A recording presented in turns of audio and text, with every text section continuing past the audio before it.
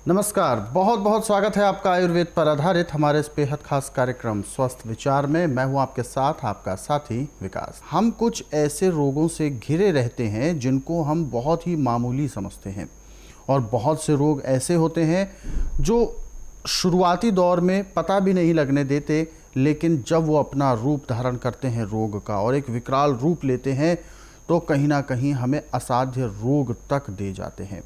ऐसे ही तमाम रोगों पर हम इस कार्यक्रम में चर्चा करते हैं और हमारा ये प्रयास रहता है कि आप तक हम तमाम वो घरेलू नुस्खे पहुंचाएं जिसके माध्यम से आप अपने रोगों को शुरू होने के दौरान ही समाप्त कर दें। क्योंकि रोग को यदि शुरू में ही कंट्रोल कर लिया जाए, जड़ से उसको समाप्त किया जाए, तो उसके बढ़ने की कोई आशंका नहीं रहती। और ख़ास तौर पर हमें अपने खान पान, अपने रहन सहन में बहुत ज़्यादा सावधानी बरतनी चाहिए, क्योंकि जहाँ एक और हमारे पास शुद्धता के नाम पर ना तो बहुत अच्छा जल है, ना ही भोजन है, हर चीज़ में कुछ ना कुछ मिलावट है, वातावरण में प्रदूषण है, बहुत सारी ऐसी चीज़ें हैं जो हमारे सेहत पर असर डालती हैं। लेकिन उन सब के बावजूद भी हमें अपने आप को स्वस्थ रखना है, और वही चीज़ हम इस कार्यक्रम में आप तक पहुँचाते हैं। और इन सभी विषयों में हमारा मार्गदर्शन करते हैं जाने माने आयुर्वेद के ज्ञाता गायत्री सिद्ध पंडित श्री लक्ष्मण दास रतन भारद्वाज जी। चलिए सबसे पहले गुरुजी का स्वागत करेंगे, कार्यक्रम की शुरुआत करते हैं। गुरुजी बहुत बहुत स्वागत है, नमस्कार। नमस्कार। दर्शकों का कार्यक्रम आपके लिए है और हम चाहते हैं कि आप इस कार्यक्रम का हिस्सा बने। यदि आपके साथ किसी भी प्रकार का रोग है, कोई भी शारीरिक कष्ट है, सीधे तौर पर आप इस कार्यक्रम से जुड़ें, फ़ोन उठाएं, हमें कॉल करें, या आप हमें व्हाट्सएप के ज़रिए संदेश भेज सकते हैं। व्हाट्सएप मैसेज में अपना नाम लिखें, उम्र लिखें, कहाँ से बात कर रहे हैं और पूरा सवाल हमें लिखकर भेजें, ताकि आपका सवाल लिया जा सके और आपको मार्गदर्शन प्राप्त हो सके। चलिए आगे बढ़ते हैं कार्यक्रम में और शुरू करते हैं अपने नए विषय पर चर्चा। गुरुजी, आज के इस अंक में हम बात करने जा रहे हैं सुजाक रोग के बारे में। सुजाक रोग एक तरह से गुप्त रोग की श्रेणी में भी आता है, यानी जो मूत्र द्वार होता है उसमें किसी कारणवश जलन, सूजन या एक पस बनना, ये सब चीज़ें बनती हैं। तो सबसे पहले हमारे दर्शकों को मैं यही बताना चाहूँगा आपके माध्यम से कि आखिर सुजाक रोग किस तरीके का रोग है और इसके बढ़ने के कौन कौन से कारण होते हैं। सुजाक रोग एक गर्मी का रोग है। गर्मी का, जी। जो औरतें वेश्यावृत्ति में रहती हैं वहाँ से रोग पैदा होता है। जी। जब कोई आदमी ऐसी वेश्यावृत्ति करने वाली औरत के पास जाता है, सुजाक रोग उसको है, तो उसको भी वो रोग आ जाता है। जी। अब इस रोग में पेशाब की नाली के अंदर पस पड़ जाती है। जी। और बहुत भयंकर दर्द होता है और इंद्री गुब्बारे की भांति फूल जाती है। यहाँ तक कि इंद्री से कपड़ा भी नहीं बर्दाश्त होता। जी। और इसको एलोपैथी में पाम के इंजेक्शन लगाते हैं, परंतु उससे भी बहुत ज़्यादा समय लगता है, पूरा ठीक नहीं होता। जी। और जो उपचार अभी मैं आपको टीवी के माध्यम से बताने जा रहा हूँ, यदि आप इस विचार को ध्यानपूर्वक सुनते हैं, समझते हैं, लिख कर के रखते हैं, तो 1 महीने में आप अपने सुजाक रोग को ऐसे समाप्त कर देंगे जैसे कूड़े करकट के ढेर को माचिस की तिल्ली जला के समाप्त कर दी। इसमें सबसे पहले आपने कुज्जा मिश्री लेनी है 1 किलो, और इसके बीच में आपने 200 ग्राम संदल चूरा मिलाना है।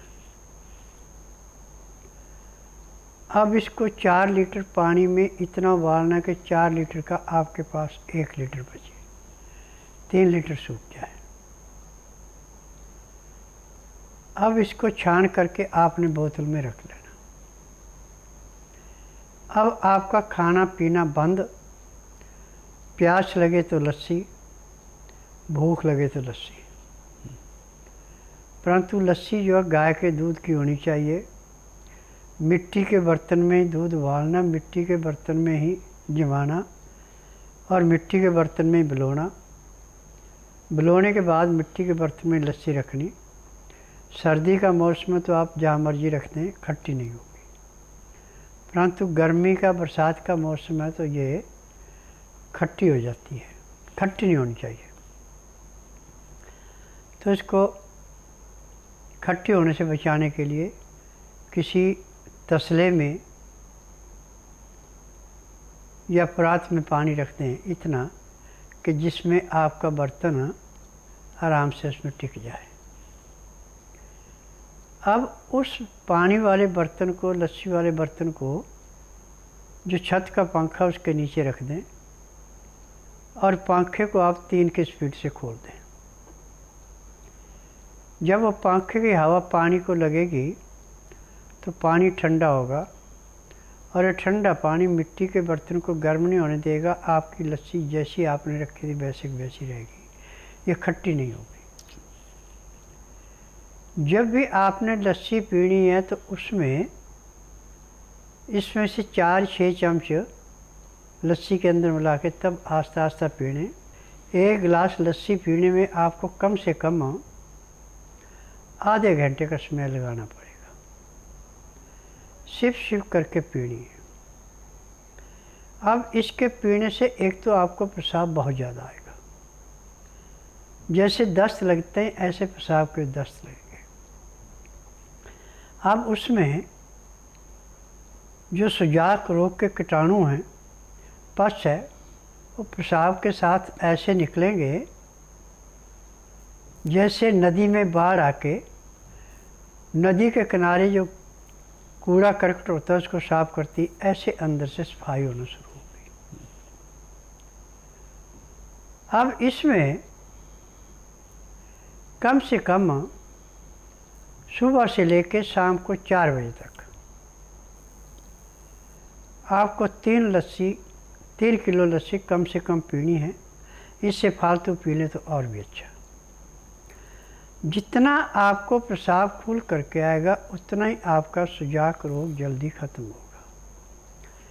अब इंद्री पे लगाने के लिए आपको तेल बनाना है। सबसे पहले तिल का तेल लें आप 2 किलो और 2 किलो इसमें लहसुन लेना छील करके। अब 2 किलो तेल को आप स्टील की कढ़ाई में रख के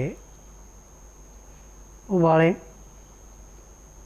जब तेल उबलने लगे, धुआं देने लगे, तो जो लहसुन आपने छील करके रखा उसमें से 50-50 ग्राम लहसुन तेल के अंदर डाल के बादामी रंग का हो जाए इसको निकालते जाओ, नया फिर डालते जाओ।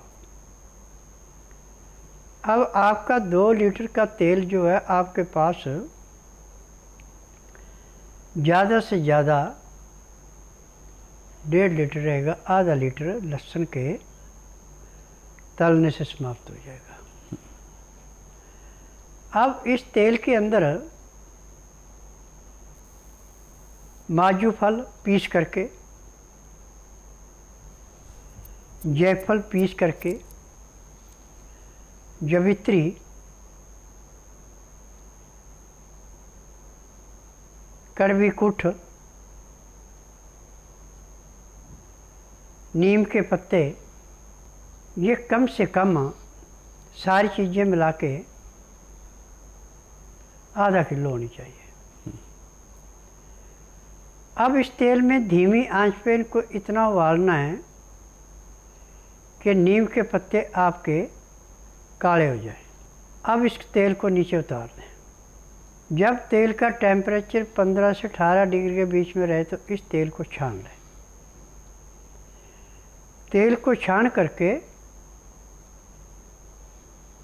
किसी भी नीले रंग की शीशी के अंदर डाल दें, चाहे प्लास्टिक की चाहे कांच की है। और इसके अंदर 20 ग्राम देसी कपूर डाल दें। देसी कपूर होता है जिसमें मिश्री की डली जैसी डलियाँ होती हैं जो टिक्कियाँ बना के देते हैं। इसमें मोम होता है बीच में, ये उतना लाभ नहीं करेगा। अब उस तेल वाले बर्तन को आप 40 दिन तक धूप में रखना है। दिन में 2 या 3 बार उसको ढक्कन खोल के हिलाना है। इसमें गैस बनेगी, जब धूप में रखेंगे गैस निकालते रहना। ऐसे तो 24 घंटे धूप रखने के बाद इसमें गुण आने शुरू हो जाते हैं, परंतु पूरे गुण आते हैं इसमें 40 दिन में। अब इसमें से 5-5, 7-7 बूंद तेल की लेके और इंद्री पे हल्के हाथ से मालिश करनी है। तो बाहर का जो इंद्री का रोग है उसको ये तेल समाप्त करेगा। अंदर का जो रोग है उसको लस्सी और ये चंदन का आपने शरबत बना रखा है वो समाप्त करेगा। 1.5 महीने में आपके रोग का नामो निशान नहीं रहेगा। परंतु जिंदगी में एक सब सीख लें कि वैश्यावृत्ति करने औरत औरत के पास कभी नहीं जाना। बिल्कुल। ये रोग सारा वहाँ से आता है। और जब औरत को मासिक धर्म आ रहा है तो उस टाइम भी आपने औरत के साथ संभोग नहीं करना, उससे भी सुजाक रोग हो जाता है, क्योंकि वो भी अंदर का एक किस्म की मवाद है। जैसे कहीं भी फोड़ा फुंसी होने में उसमें मवाद पड़ती है, पकने के बाद उसको निकालते हैं।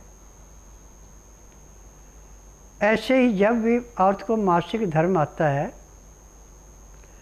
तो किसी का 3 दिन, किसी का 5, किसी का 7 दिन आता है। तो इस मासिक धर्म के गुण खून में भी वही कीटाणु है जो गर्म वैश्यावृत्ति के बीच में होते हैं। और एक गर्मी के कीटाणु इतने खतरनाक होते हैं कि अंदर जाने के 10 सेकंड के बाद अपना असर दिखा देते हैं। जी। अब मेरे पास हर महीने 1 से 2 मरीज ऐसे आते हैं। जब नाड़ी परीक्षण में उनको बताया जाता है कि आपने गलत काम किया, इसकी सज़ा है, तो पांव पकड़ने लगते हैं कि ऐसे मत बोलो। और मेरे में कमी है कि मैं किसी के रोग को छुपाता नहीं, उसको क्लियर बोल देता हूँ। और उसके बाद परहेज बता देते हैं, परहेज करते हैं तो किसी को महीना लगता है, किसी को 1.5 महीने में पूर्ण रूप से स्वस्थ हो जाता है। परंतु जो थोड़ा सा आराम होता है फिर वैश्यावृत्ति में चला जाता है, उसको यहाँ भी आराम नहीं मिलता। मेरा नाम धीरज कुमार है। मैं हरियाणा के शहर रेवाड़ी से आया हूँ और मुझे करीबन 15 साल की एज से हार्ट में वाल में श्रिंक था और मेरे पैर के जोड़ रुक गए थे। दिल्ली मेडिकल मेरा इलाज चला। मैंने करीबन 15 साल दवाई खाई है और उसके बावजूद उन्हीं के ट्रीटमेंट के अंदर मुझे पैरालिसिस आ गया था और जिसकी वजह से मेरे राइट पैर के अंदर थोड़ा इफेक्ट आया था। मगर इनकी दवाई लेने के बाद मैं बिल्कुल ओके हूँ, मुझे कोई तकलीफ़ नहीं है, बिल्कुल ओके हूँ। मुझे किसी ने बताया कि इनके पास आओ, तो मैं इनके पास आया, फिर मैंने यहाँ इनका इलाज कराया और मुझे कोई तकलीफ़ नहीं है। मेरे पहले वाल्व श्रिंक था, वो भी ठीक हो गया। सारी टेस्टिंग मेरी नॉर्मल आई है, मुझे कोई तकलीफ़ नहीं है। मैं 2010 में बाबा के पास आया था। मैं जयप्रकाश रेवाड़ी से 2010 में बाबा के पास आया था सर्वाइकल के दर्द के लिए। बड़े से बड़े डॉक्टरों ने कहा कि आपको सर्वाइकल स्पॉन्डोलाइट है, लेकिन बाबा ने मेरे को यहाँ नब्ज देख के इलाज दिया और मैं 15 दिन के अंदर बिल्कुल ठीक हो गया। अब फिर दोबारा मेरे को ये डॉक्टर माइग्रेन का दर्द बता रहे हैं हम सिर में। अब 3 महीने से मेरे को सिर में दर्द हो रहा है।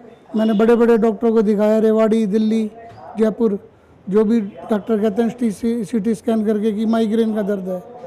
लेकिन बाबा के आके यहाँ मैंने नाड़ी परीक्षण कराया और बाबा ने मेरे को 15 दिन का दवाई दिया था।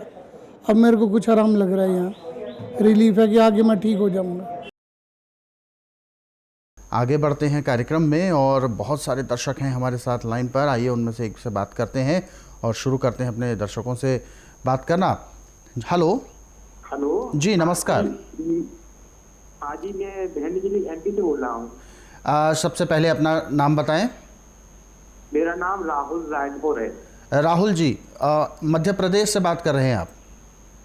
हाँ, हमको गुरुजी से बात करा दो। गुरुजी आपको सुन रहे हैं, पूछिए क्या सवाल है आपका। हाँ, हमको ये है हकलाने की समस्या है। हकलाने की समस्या है आपकी? हाँ जी। कब से दिक्कत है आपको हकलाने के लिए? हमको करीब हमारी उम्र 18 साल है। तो बचपन से ही हकलाने की बीमारी आपको है? नहीं, बचपन से नहीं, करीब 4-5 साल से। 4-5 साल से हुई है हकलाने की समस्या। देखो ऐसा है, मैं नाड़ी वैद्य हूँ, मैं डॉक्टर नहीं हूँ। मेरी दवाइयाँ बाहर कहीं नहीं मिलती मेरे आश्रम के अलावा। मेरी अपनी फार्मेसी दवाइयाँ बनाने की, ये दवाइयाँ रजिस्टर्ड है, पेटेंट हैं और ये पूरा असर दिखाते हैं। यदि आप बुधवार छोड़कर गुरुवार से लेकर मंगलवार के बीच में मेरे आश्रम में आएँ, जिस दिन आना उस दिन रात्रि 10 बजे तक खा पी के दातन कूला करके बड़ी इलायची मुंह में रख के चूसते रहें। सुबह 9 से 10 के अंदर अपना नामकरण कराना। 10 से 12 में नाड़ी परीक्षण करूँगा। नाड़ी परीक्षण में पैर के तलुए से सिर के बाल तक की MRI, CT scan, x-ray, ultrasound, ECG, sonography सब कुछ 5 सेकंड में हो जाएगी। उसमें जो भी कमी शरीर के अंदर पाई जाएगी सब दवाइयाँ दी जाएंगी। यदि दवाइयाँ आप नियम से खाएंगे, परहेज करेंगे तो 15 दिन में आपके हकलाने में कम से कम 35 से 40% का परिवर्तन आ जाएगा। 1.5-2 महीने में आपका हकलाना बिल्कुल टोटली बंद हो जाएगा। फिलहाल एक और दर्शक हमारे साथ हैं लाइन पर, आइए उनसे भी बात करते हैं। हेलो। हाँ, जी नमस्कार। नमस्कार। क्या शुभ नाम है आपका? हमारा चांदनी देवी। चांदनी जी, कहाँ से बात कर रहे हैं आप? से। जी, अपना सवाल पूछिए, गुरुजी सुन रहे हैं आपको। क्या परेशानी है आपकी, बताइए। मेरे बच्चा 5 साल का बच्चा जी। उसकी दिमाग की नसें आधी सूखती हैं। दिमाग की नसों में प्रॉब्लम है, 5 साल का बच्चा है उसके साथ। देखो, जब माँ के पेट में बच्चा होता है और वो ठंडी चीज़ों का सेवन ज़्यादा करती है तो बच्चे के दिमाग में नज़ला सूख जाता है, जम जाता है। इसका इलाज आज पूरे संसार में मेडिकल साइंस के पास नहीं है, परंतु मैं नाड़ी वैद्य हूँ। मेरे पास ऐसे हर महीने 8 से 10 बच्चे आते हैं। किसी का इलाज 2 महीने, किसी का 4, किसी का 6 महीने होता है और बच्चे बिल्कुल नॉर्मल हो जाते हैं। यदि बच्चे को आप पूर्ण रूप से स्वस्थ करना चाहती हैं तो आप बुधवार छोड़कर गुरुवार से लेकर मंगलवार के बीच में इसको मेरे आश्रम में लाइए। जिस दिन आश्रम में लाना उस दिन रात्रि 10 बजे तक खिला पिला के दातन कूला करा के इसको सुला दें। सुबह 9 से 10 के अंदर इसका नामकरण कराना। 10 से 12 में नाड़ी परीक्षण करूँगा। नाड़ी परीक्षण में पैर के तलुए से सिर के बाल तक जो भी इसके अंदर कमी पाई जाएगी दवाइयाँ दूंगा। यदि दवाइयाँ आप नियम से लेते हैं, परहेज करते हैं, तो बच्चे को जिस दिन आएंगे उस दिन 5 से 10% आराम मिलेगा। 15 दिन में 35 से 40% आराम मिलेगा। 1.5-2 महीने में बच्चा पूर्ण रूप से स्वस्थ हो जाएगा। आगे बढ़ते हैं अगले सवाल की ओर और अगला सवाल हमें भेजा है नीतू जी हैं, नीतू राणे जी, और इन्होंने अपना सवाल किया है मुंबई महाराष्ट्र से। स्लिप डिस्क की प्रॉब्लम है और जिस वजह से इनको बेल्ट लगानी पड़ती है और बेल्ट की वजह से इनके कमर में निशान तो पड़ा ही है, साथ ही साथ एक अलग तरीके का खिंचाव उत्पन्न हो गया है। ऐसा लगता है कि नसें दब रही हैं और हालांकि स्लिप डिस्क तो बना ही हुआ है। देखिए बेटा, मेडिकल साइंस का बिजनेस है। जहाँ पे कोई तकलीफ़ होती है उनको सुन करते हैं। इनके पास किसी भी रोग को समाप्त करने की कोई दवाई नहीं है, परंतु स्वास्थ्य विचार एकमात्र ऐसा आश्रम है इसमें ना तो रोगी से पूछा जाता है आपको तकलीफ़ क्या है, ना कागज पत्र देखा जाता है, यहाँ का नियम है कि जिस दिन आना उस दिन बुध बार नहीं होना चाहिए, गुरुवार से लेकर मंगलवार के बीच में आना। जिस दिन आना उस दिन रात्रि 10 बजे तक खा पी के दातन कूड़ा करके बड़ी इलायची मुंह में रख के चूसते रहें। सुबह 9 से 10 के अंदर अपना नामकरण कराना। 10 से 12 में नाड़ी परीक्षण करूँगा। नाड़ी परीक्षण में पैर के तलुए से सिर के बाल तक की MRI, CT scan, x-ray, ultrasound, ECG, sonography सब कुछ 5 सेकंड में हो जाता है। उसमें जो भी कमी शरीर के अंदर पाई जाती है वो दवाइयाँ दी जाती हैं। दवाइयाँ खाने की हैं, दवाइयाँ पीने की हैं, मालिश करने के तेल हैं, आँख में, नाक में, कान में डालने की दवाइयाँ हैं। और कमर पे जहाँ पे आपको रीढ़ की हड्डी के अंदर गैप आया वहाँ पे एक पाउडर और तेल मिला कर के मलहम बना के लेप किया जाएगा। फिर उसके ऊपर डॉक्टर वाली रुई लगा के खाकी रंग की सेलो टेप से ऊपर से उसको बांध दिया जाएगा। उसके बांधने के आधे घंटे के बाद आपको दर्द नहीं रहेगा और आप गद्दे के ऊपर सो सकती है। अब आपको तख्तपोश पे सोने की ज़रूरत नहीं है। और यदि ये 15-20 पट्टियाँ लगातार करती है तो आपका रोग हमेशा के लिए जड़ से समाप्त हो गया। सारी उम्र बेल्ट लगाने की ज़रूरत नहीं पड़ेगी, परंतु होगा तभी जब नाड़ी परीक्षण करके दवाई खाएगी, परहेज करेगी। तो बिल्कुल आपको जो भी जानकारी दी गई है उस पर आप अमल करें और यकीनन आपको लाभ होगा। दर्शकों, हमारे कार्यक्रम में तमाम जो नुस्खे और उपचार बताए जाते हैं उनको आप अपने सरल सुविधाजनक समय पर देखना चाहते हैं तो यूट्यूब के ज़रिए देख सकते हैं। हमारा यूट्यूब चैनल स्वस्थ विचार सेहत की बात, इस यूट्यूब चैनल को आप सर्च करें, सब्सक्राइब करें और इन कार्यक्रमों को ज़रूरतमंदों तक शेयर भी ज़रूर करें। फिलहाल कार्यक्रम में वक्त इशारा कर रहा है विराम देने का। गुरुजी, आप हमारे स्टूडियो में आए, कीमती मार्गदर्शन दिया, आपका बहुत बहुत धन्यवाद। नमस्कार। दर्शकों, आज के इस विशेष कार्यक्रम में बस इतना ही। आप सभी लोग स्वस्थ रहें, निरोगी रहें, इन्हीं शुभकामनाओं के साथ हम आपसे लेंगे इजाज़त। अगले अंक में आपसे फिर होगी मुलाकात एक नए विषय के साथ। तब तक के लिए मुझे दीजिए आज्ञा। नमस्कार।